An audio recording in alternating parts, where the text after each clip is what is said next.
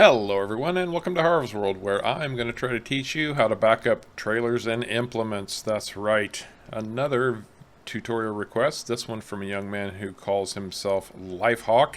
He asked if I wouldn't do a tutorial on backing, and since I have some real world experience, I was a truck driver for many years, backing up trucks and trailers kind of comes second nature to me, and I'm going to tell you I still make mistakes. But it did help me starting out. I know a lot of players don't have that kind of experience, and this is one of the more frustrating skills for them to learn. So I'm going to give you a few tips to try to help you out. Now this applies to a truck and a trailer. It also applies to a tractor and an implement. So all of these will apply. There is one exception I'll tell you about later. First thing I'm going to do is introduce you to one little piece of terminology, because I'm going to throw this word around a little bit and I want you to understand what I'm talking about. And that is the bridge. The bridge is the distance between your tandem axles on your tractor or your truck. This is also known as a tractor. It's the distance between these two axles and between the axles on the trailer, whether it's 2 or 3. But the bridge is the center. On this trailer, it would be the center of the middle axle here. So the distance between those 2 points is your bridge. The reason I say that is because the longer the bridge, the easier backing is. Backing this trailer up is a lot easier than backing up this implement. I'll explain why in just a little bit. Now, the principles of backing are actually fairly simple. And this is much easier in a third-person view. In the real world, you don't get that perspective. And trust me, it would help in a lot of situations. It really, really would. But backing a trailer is as simple as knowing that if you turn your wheels to the right, the trailer is going to turn left. If you turn your wheels to the left, the trailer is going to turn right. I will show you what I mean. So if you can see this, I'm going to cut my wheels hard to the right. And if I start backing this trailer, look at that trailer turn left. Same situation. Turn my wheels hard to the left. That trailer's going to turn right. So left is right, right is left. Keep that in mind. Very important. Now, the other thing about backing is knowing how to set up. Setting up is very important. And knowing how to set up really, really will help you out. Now, let's say I've just driven into the yard. I'm hauling a load in from California or wherever I'm coming from. And I know that I need to put this trailer in that building. And I can see the door on the front. I want to get at a 90-degree angle to that building. Like so.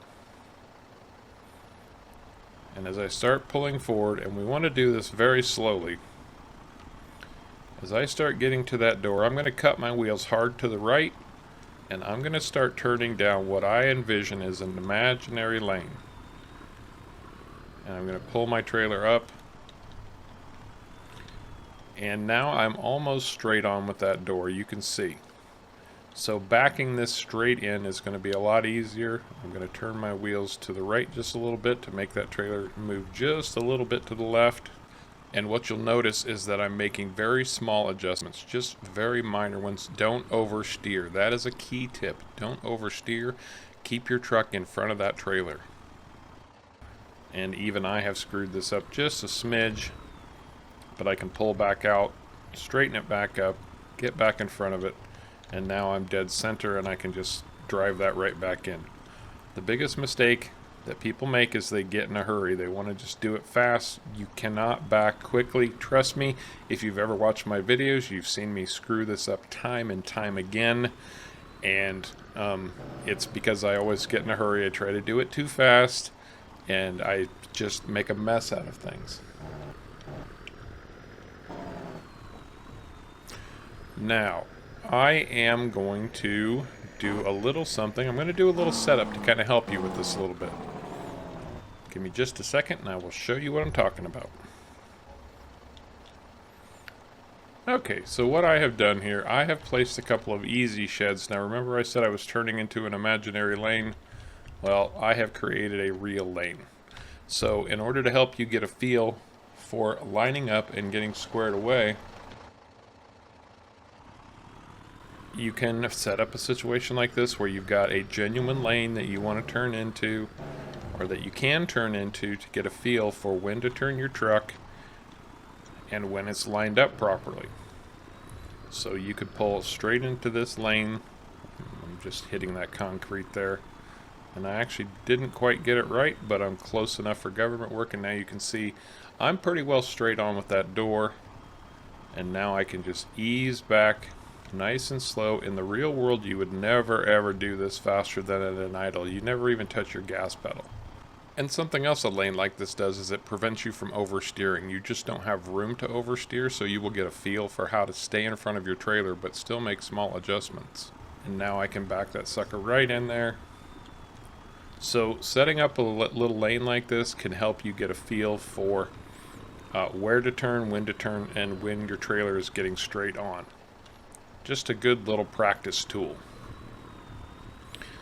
Now, with all of that said, we don't always have a nice big wide open space. If you've ever played on a UK map, those guys love to keep it tight. Very, very, very tight. And so what I'm going to do is I'm going to take this Fendt tractor, because, well, this is Harv's world. A Fendt 1050 and Harv go hand in hand, as you probably know at this point. I'm going to block this lane, and I'm going to show you how to set up when you don't have room to get straight. Okay. So now I've blocked the lane. I don't have a lane. I am still going to set up the same way to start with. I want to get 90 degrees to wherever I'm backing. This time I want to try to make sure that I'm as close as possible. I mean, I don't want to be pressed up against it or anything, but I'd like to be nice and snug.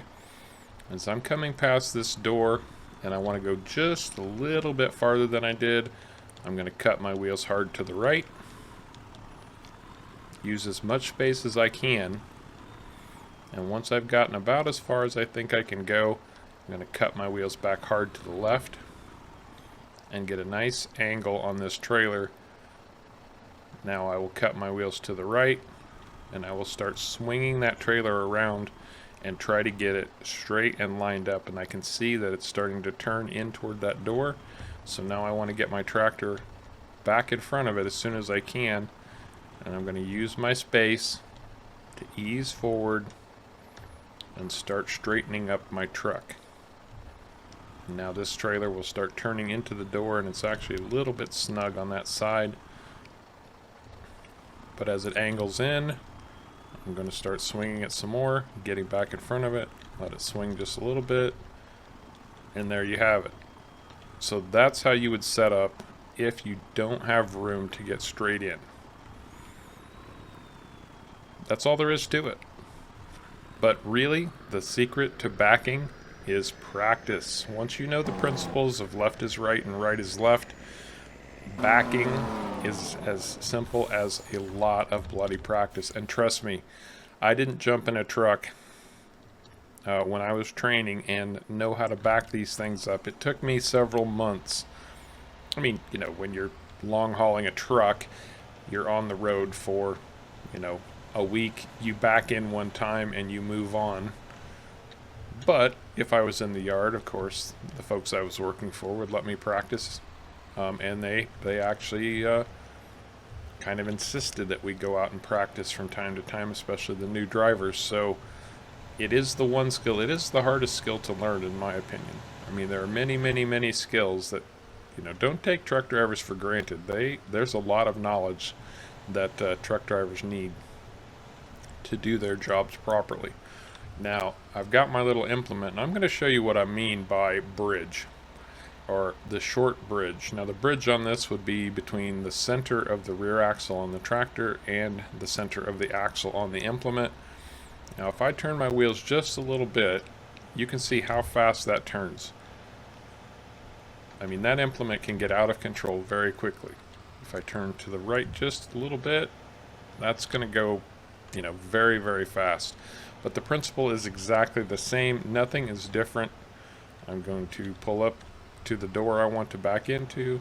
I'm going to swing my tractor to the right into this imaginary lane, or in our case right now we've got a real lane, and look at that. I'm backed up and I'm making just little tiny adjustments very slowly.